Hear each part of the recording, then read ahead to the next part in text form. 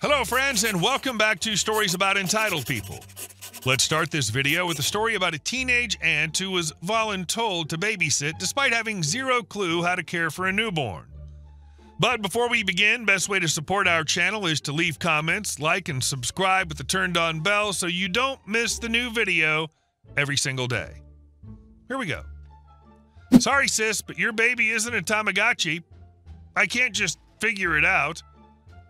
I, 18-year-old female, have a sister, 24-year-old female, who just gave birth to my nephew, who's about 3 months old. To preface the situation, I do not know how to properly care for a baby. The formula ratios, how to change and clean them, nothing. I have no experience with children at all. To the story. My sister comes to my mom's house, where I live, to ask my mom to watch the baby for a while so she can go get some groceries. I tell her that my mom isn't home and won't be until late since she was part of a friend's wedding party.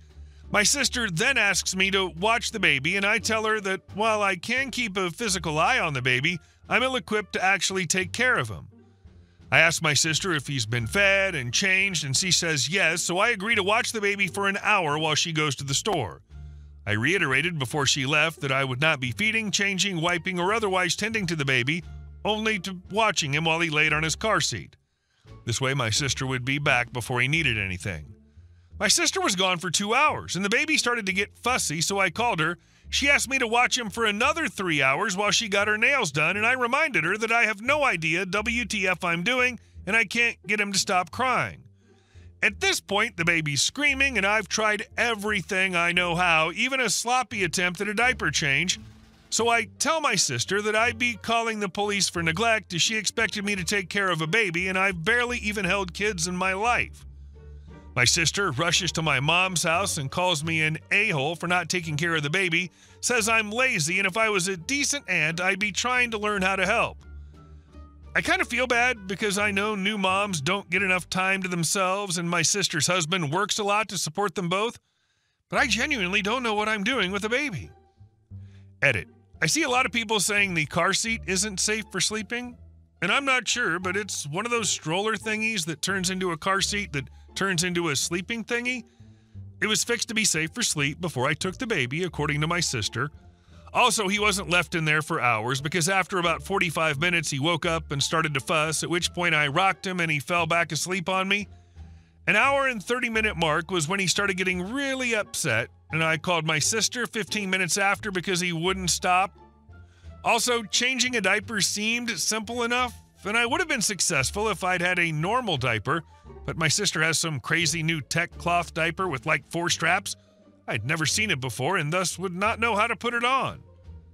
Yes, I know how to hold a baby and about the neck. Give me more credit, jeez. Update. My mom came home from the wedding and I told her what happened. She put me in the car and took me to my sister's house. My mom yelled at my sister, calling her a terrible mother, told her if anything like this ever happened again, she'd be calling the police, and made her apologize. I also found out that my sister knew my mom wasn't available and her whole plan was to trick me into watching the baby. My sister's husband was furious at her and also apologized to me. I spoke with my sister and mom and brother-in-law, and we're getting my sister evaluated for PPD because leaving your baby with an incapable teen is so irresponsible, she must be crazy. Husband's words, not mine. And I'll be actually learning how to help with the baby. Indeed, any decent mother would have planned things accordingly, as in she would have already made 2 bottles ready to use in an instant, or she would have taken the time and shown and explained how to make a bottle. Leaving a 3-month-old baby with somebody who hasn't fed or changed the baby, and in this case any baby before, is downright foolish and close to negligence. Especially when you change your schedule all of a sudden and leave the babysitter hanging with a crying baby that stresses OP out and who in turn stresses the baby out even more. And our second story. Neighbor built a trash wall to spite an old man. My father owns a beautiful home in Idaho tucked into the southern edge of his 10-acre property. It's perched just above a serene river that winds through the valley, framed by tall trees and mountain light. He and my mom saved for years to build that house. It was their dream. They chose the building site carefully, a natural clearing, a level rise just beyond the floodplain, and a vantage point with the best view you could ask for. The house sits within all legal setbacks and was permitted and constructed long before any of the current surrounding neighbors were even in the picture. That home was everything to them. They poured decades of hard work into the land and into building a life there. These days, Mom isn't doing so well. Her health declined, and a few months ago, we had to move her into a care facility. It's been hard, especially on Dad, who now lives there alone. About 7 years ago, a man bought the 40-acre lot just south of my dad's land. There's no sugarcoating this. He's a very different type of person. Private, easily ruffled. He keeps to himself and has the kind of intense, twitchy energy that makes conversation feel like tiptoeing over a rattlesnake. From the start, Dad tried to be neighborly. Friendly waves, polite conversations, even a bottle of wine when the neighbor's house was finally completed. But it was clear the guy wasn't interested. That alone would have been fine. Not everyone has to be best friends with their neighbors. But sometime in the last couple of years, things took a weird turn. Apparently, this neighbor decided he was angry that my father's house sits relatively close to the southern property line, despite the fact that it was built years before he bought the land. And despite the fact that the house is well within legal setbacks. For context, my dad's house doesn't even face the neighbor's land. There's no fencing, no intrusion. Nothing built even remotely near or across the line. It's just a house that happens to exist. But this neighbor couldn't let it go. He had the property line surveyed, not once, not twice, 3 times. All the surveys, ours and his, confirmed exactly the same thing. The house is nowhere near encroaching. It's all perfectly legal, perfectly documented, and has been there for decades. But logic doesn't always fix petty. Instead of accepting reality, the neighbor decided to wage a quiet, ugly war. Sometime last year, we noticed he'd started dumping trash and junk right on the property line behind my dad's house. At first, it was just some broken pallets and old tires. Then it escalated. Now there are 2 rusted-out cars, busted furniture, scrap lumber, and even an old washing machine. He's basically building a garbage shrine to his grudge. None of it technically crosses onto our land, but it's close enough to be a visual scar. When you stand on my dad's back deck now, the first thing you see when looking south isn't the sweep of the river or the pine-studded hills. It's 2 junk cars and a mountain of broken, rotting wood. It's deliberate. You can feel it. This wasn't trash that happened to collect there. He built it there. We've considered talking to him again, but Dad's already tried, and the guy reacts like he's being personally attacked. He's paranoid, defensive, and frankly just mean-spirited. We called the county once, but they basically shrugged. The junk's on his property. Unless it's causing health hazards or crossing the line, there's little enforcement can do.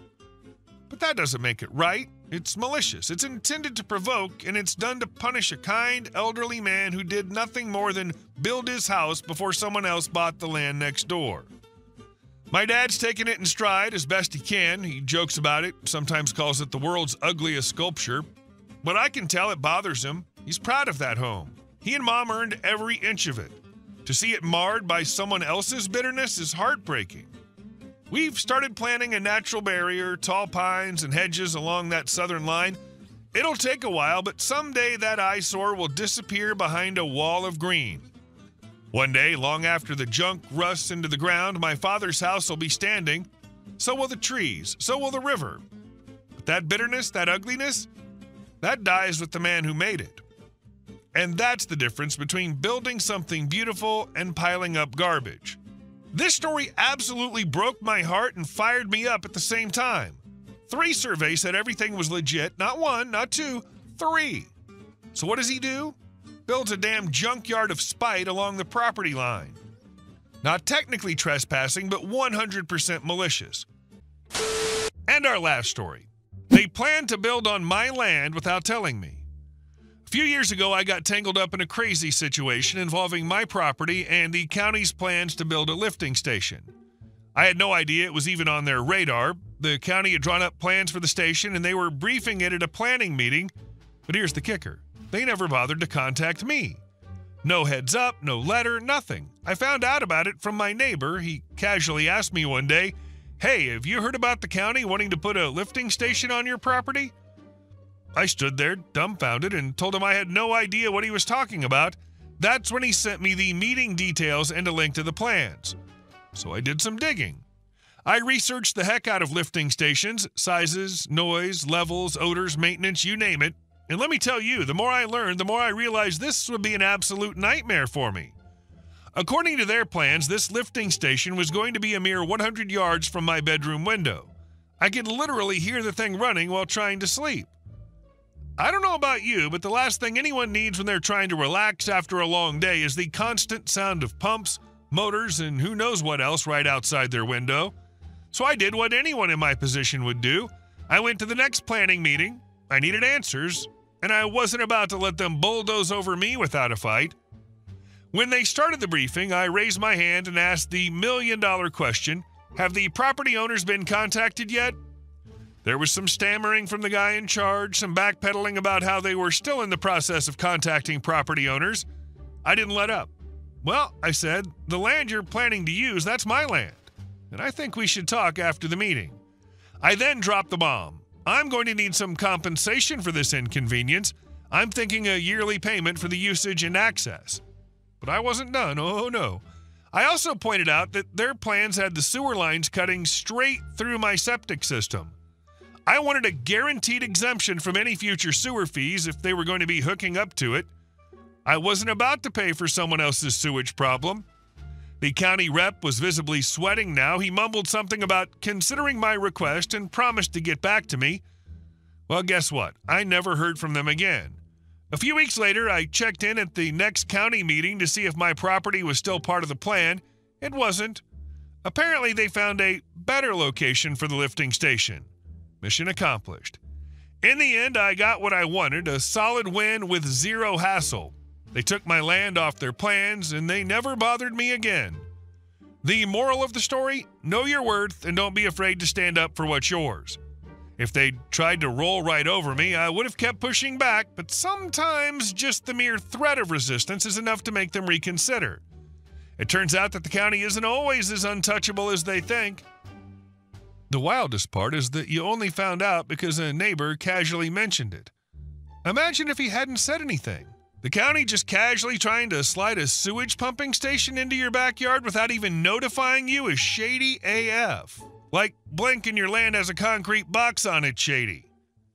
Hey guys, thank you all for watching the video. I'll see you in the next one.